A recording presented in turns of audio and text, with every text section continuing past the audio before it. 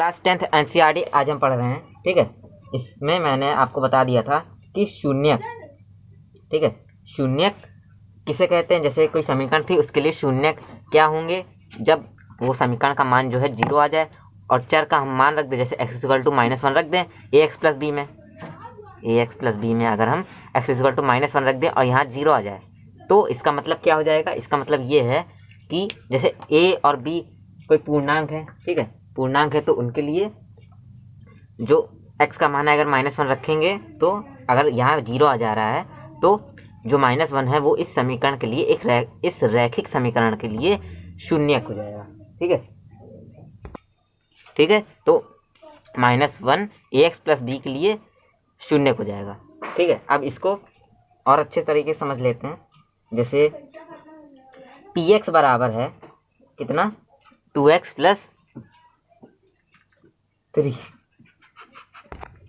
कोई समीकरण हमें दी है, रैखिक समीकरण, px = 2x + 3। ये कोई रैखिक बहुपद है, ठीक है, ये कोई रैखिक बहुपद है, ठीक है। तो इसके लिए देखिए, अगर इसका शून्यक हम कैसे निकाल सकते हैं, जब p k = 0 हो। k का मतलब क्या है, k कोई पूर्णांक है, k कोई पूर्णांक है या फिर k कोई पूर्णांक है, ठीक है। तो अगर हम यहाँ मतलब कोई भी संख्या रख दें 0 1 2 3, जिससे जो ये रैखिक बहुपद है वो 0 हो जाए, ठीक है, तो उसी को हम क्या कहते हैं, उस संख्या को हम कहते हैं शून्यक। किसके लिए, उस रैखिक बहुपद के लिए, ठीक। तो pk = 0 मतलब हम क्या है, जैसे यहाँ x है तो जहाँ जहाँ x है वहाँ हम क्या करेंगे, k रख देंगे, वहाँ हम k रख देंगे, ठीक है। तो k रख दीजिए, 2k + 3।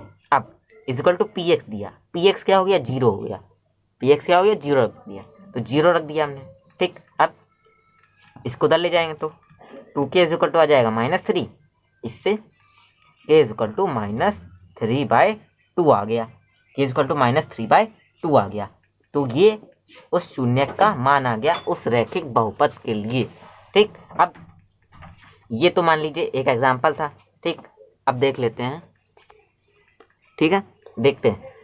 pk कुछ दिया है हमें, क्या दिया है कि ak + b, ये कोई रैखिक बहुपद है। अब इसका शून्यक निकालना है तो हम यहाँ 0 कर दें, तो k = क्या आ जाएगा, -b/a।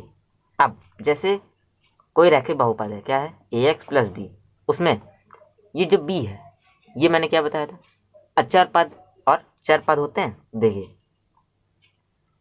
ये जो है x तो एक चर है, ठीक है, लेकिन उसके साथ जो लिखा है वो क्या है, पद। जैसे ये चर है तो ये चर पद हो जाएगा, ये अचर है, यहाँ हम ऐसे लिख सकते हैं ना कि × 1, तो 1 क्या है, अचर है, तो अचर पद हो जाएगा, अचर पद हो जाएगा। और यहाँ हम लिख सकते हैं चर पद लिख सकते हैं, लेकिन अब पता नहीं चलेगा। जैसे यहाँ भी हम लिख सकते हैं x⁴, ठीक है, किसी भी, ठीक है, तो इसको हम भी चर पद बोल सकते हैं, लेकिन चर पद नहीं बोलते, तो हम क्या बोलते हैं, इसको तो हम अचर पद बोल देंगे, अचर पद, ठीक है। और यहाँ पे हम क्या बोल देंगे, इसको x का गुणांक, इसका मतलब जो x के साथ लिखा है, ठीक। अगर यहाँ x² होता, ठीक, तो यहाँ हम क्या लिखते हैं, x² गुणांक, ठीक है, y होता y का गुणांक, ठीक है। तो ये किसका है, ax + b के लिए, हाँ, ठीक। तो यहाँ क्या हम लिखेंगे, ax + b के लिए क्या हो जाएगा, ये ax + b के लिए हो जाएगा माइनस अचर पद / x का गुणांक, इससे हमें उस संख्या का शून्यक ज्ञात हो जाएगा, ठीक, ठीक है। अब हम आगे का टॉपिक पढ़ते हैं, हेडिंग है बहुपद के शून्यांकों का ज्यामितीय अर्थ, ठीक है, ज्यामितीय अर्थ। इसके लिए आप क्या करिए, एक ग्राफ की कॉपी खरीद लीजिए, 10 रुपये की आएगी, उसमें आपको अच्छे समझ में आएगा। जैसे मैंने ये बनाया है, ठीक है, ये एक कार्तीय तल है, ठीक। अगर आप ग्राफ की कॉपी खरीदेंगे तो उसमें ऐसे कार्तीय तल दिए होंगे, तो आपको ये बनाने की ज़रूरत नहीं होगी, ठीक है। मुझे समझाना तो मुझे बनाना पड़ेगा। तो ये 0 दिया है, यहाँ पे बीच में 0 दिया है, ठीक है। तो जैसे हमें कोई समीकरण दिया है, क्या दिया है कि 2x + 3y बराबर दिया है, ठीक है। ये कोई रैखिक समीकरण है, ठीक है, रैखिक समीकरण का मतलब है वहाँ पे सिर्फ 1 की पावर हो, एक घात हो। यहाँ भी 1 की घात है y बराबर में, y पे, ठीक है, और x पे भी 1 की घात है, तो उसे रैखिक समीकरण कहते हैं। अब इसे हम काटती तल पे बताना है कि कौन कौन से बिंदु, -2 और -1, 2,7, ये दो बिंदु हैं। इस पे जो ये रेखा है वो आती है, तो इसके लिए हम क्या करेंगे, इसके लिए हम करेंगे ये कि पहले हम y बराबर 0 रखते हैं। अगर हम यहाँ पे देखिए y बराबर 0 रखते हैं, y बराबर 0 रखने पे हमें क्या मिलेगा, देखिए 2x + 3 0 हो जाएगा, तो x बराबर क्या आ जाएगा, -3/2। तो एक बिंदु ये आ गया। अब y बराबर 0 है, -3/2 है, x बराबर, यहाँ देखिए अगर ये देखिए ये 1 है, ये 2 है, ये 3 है, ये 4 है, ये 5 है, ये 6 है। ऐसे यहाँ पे भी देख लीजिए, ये 1 है, ये 2 है, ये 3 है, ये 4 है, ठीक है, ये 5 हो जाएगा, ये 6 हो जाएगा। ऐसे यहाँ पे भी ये 1 2 3 4 और ये 5, ठीक है। ऐसे यहाँ पे 1 2 3 4 और ये 5 ऐसे। अब देखिए -3/2 0 हो जाएगा, क्योंकि x और फिर कॉमा y आता है, तो -3/2 0, तो -3/2 मतलब हमें देखिए -3/2 का मतलब है माइनस, ये माइनस के होते हैं, तो आपको पता ही होगा संख्या रेखा पे, ठीक है, ये भी माइनस के होते हैं।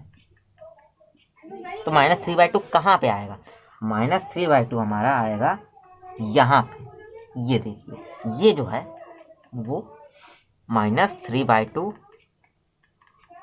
0 है, 3/2, 0 ये बिंदु है। अब हम y को 0 कर दिया, अब हम x को 0 कर दें। x को अगर हम 0 कर देंगे तो देखिए x = 0 करने पे आ जाएगा हमारा y = 3, तो मतलब 0,3, ये एक पॉइंट आता है। 0,3 क्या होगा, 0 होगा और वहाँ पे 3, 0x है और यहाँ पे 3 यहाँ पे कहाँ है, 1 2 3 यहाँ पे, तो ये हमारा 0 आ गया, ये हमारा 3 आ गया, 0,3। इसे हम लिख देंगे 0,3। अब देखिए इन दोनों बिंदुओं को मिला दीजिए आप, ठीक है, स्केल से हम मिला सकते हैं, ठीक है। तो अब इसको हम आगे बढ़ाते हैं, ठीक है, इसको हम आगे बढ़ा दें, ठीक। अब देखिए यहाँ पे जो है ये देखिए ये यहाँ से निकल रही है और ये सब 7 कहेंगे हम, ठीक है। अब देखिए -2 और -1, -2 और -1 माइनस के, देखिए ये देखिए ये यहाँ पे x पे कितना चलना, -2 चल चुके, देखिए x पे ये x तरफ था, ये -2 चल चुके, और y पे देखिए -1 चल रहा था, -1 चल चुके, तो ये बिंदु क्या हो जाएगा, -2, -1।